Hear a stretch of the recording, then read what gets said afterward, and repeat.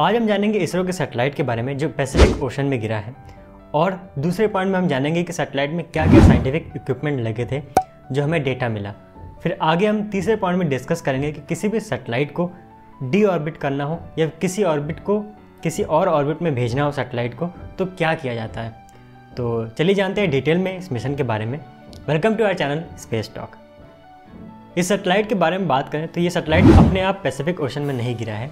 इसरो ने कंट्रोल वे में इसे पैसिफिक ओशन में गिराया है, क्योंकि हर सैटेलाइट का एक लाइफ टाइम होता है कि उसे उस लाइफ टाइम में काम करना है। उसके बाद उस सैटेलाइट को अर्थ पे गिरा दिया जाता है या फिर किसी और ऑर्बिट में भेज दिया जाता है, जिसे बोलते हैं ग्रेवयार्ड ऑर्बिट में।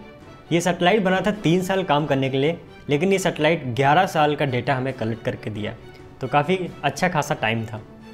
तो ये सैटेलाइट अगर बात करें तो ये सैटेलाइट लॉन्च किया गया था 21 अक्टूबर 2011 में सतीश धवन स्पेस सेंटर श्रीहरिकोटा से।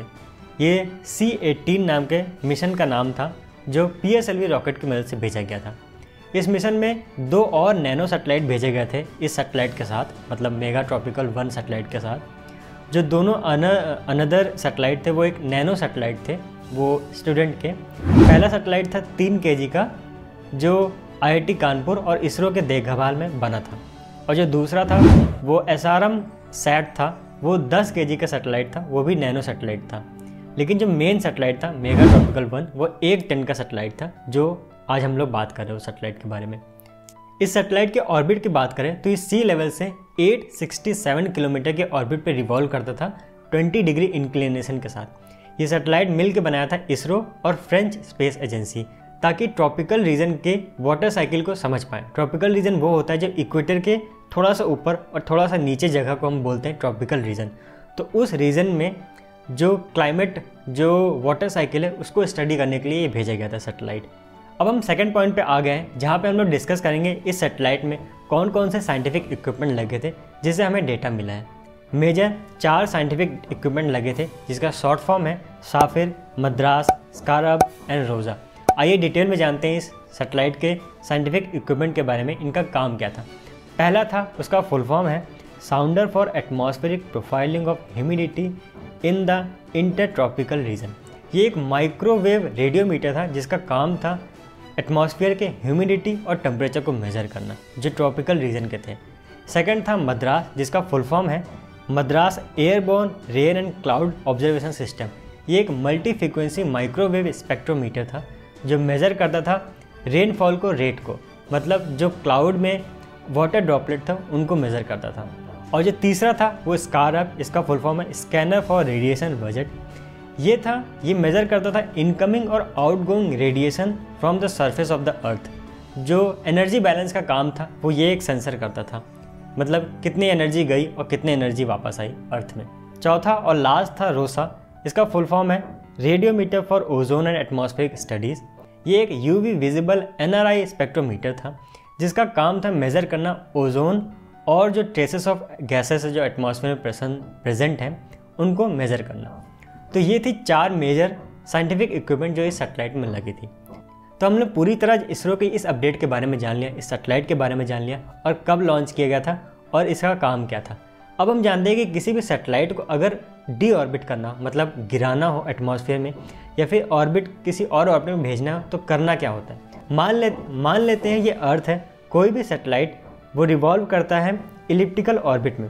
तो इलिप्टिकल ऑर्बिट में सबसे पास जब आएगा उसको बोलते हैं पेरिजी, और सबसे दूर जाएगा उसको बोलते हैं एपोजी। तो ये अगर स्पेसिफिक ऑर्बिट है इस सैटेलाइट का, अगर हम लोग इसके बड़े ऑर्बिट में भेजना है तो जब सैटेलाइट पेरिजी सबसे पास होगा वहाँ पे फिर से इंजन फायर कर दिया जाएगा ताकि वो दूसरे ऑर्बिट में चला जाए। अब बात आती है कि यहीं पे क्यों किया जाता है, क्योंकि यहाँ पे सबसे ज़्यादा सैटेलाइट की ऑर्बिटल वेलोसिटी होती है। तो हम लोग कुछ और ज़्यादा वेलोसिटी चाहते हैं तो थोड़ी सी वेलोसिटी ऐड कर सकते हैं। ऐसा नहीं है कि कहीं और अगर ऐड करेंगे तो ऑर्बिट चेंज नहीं होगा, वो हो जाएगा, लेकिन एनर्जी ज़्यादा लगेगी, फ्यूल ज़्यादा लगेगा, पर हम लोग चाहते हैं कम फ्यूल से ज़्यादा एनर्जी निकल पाए। और ठीक अपोजिट, अगर हम लोग इस ऑर्बिट को कम करना चाहते हैं तो एपोजी पे हम लोग रिवर्स में अगर सैटेलाइट को थ्रस्ट दें तो वो धीरे धीरे ऑर्बिट कम हो जाएगा। सेम चीज़ किया गया है इस मिशन में।